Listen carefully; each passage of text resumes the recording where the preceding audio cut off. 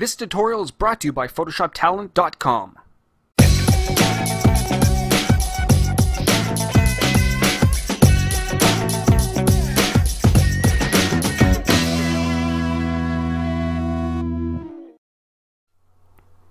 Hey there, and welcome to another Photoshop tutorial from IceFlow Studios.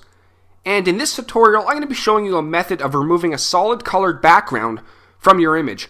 And this tutorial is going to lead directly into our next tutorial, where we're going to be putting together a magazine cover. Now in front of us, I have an image of Justine from TastyBlogsnack.com, and thank you, Justine, for giving me the permission to use these photos. And as you can clearly tell, we have a nice chroma screen in the background. It's very nicely lit, and there's a nice contrast between Justine and the blue. I'm going to very quickly show you what most people would do in this situation. Most people would head over to their tools palette, grab the magic wand tool, set the tolerance level pretty high, and click on a blue. And they would press delete. But the problem is, when you're dealing with chroma screen, the magic wand tool isn't always your best option. There's a lot of blue left over, and especially if you're dealing with hair, there's some blues that you just won't be able to get rid of. So we're not going to be using the magic wand tool in this tutorial.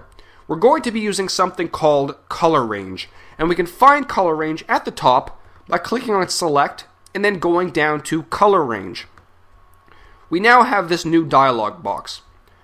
Basically, color range allows us to select all of a certain color in our image. So if we put the select option to sampled colors and we click on one of our blues, you'll notice that we now have this right over here, where we have our black foreground subject and a white background.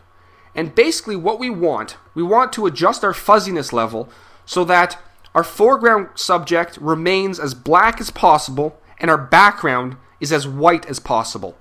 So basically, the lower the fuzziness, the more specific your selection will be, and the higher the fuzziness, the more of that color that you selected will be selected. And because this image is very nicely lit and the chroma screen is pretty smooth, we have a pretty nice selection. So as you can see, our foreground subject is completely black and the background is white, which is what we want. And we're going to click OK. And as you notice, we now have our selection. And as you can tell, some of the areas in the hair are selected as well, but it's not perfect. So one thing I like to do, head up to the top, click on Select, Modify, Expand.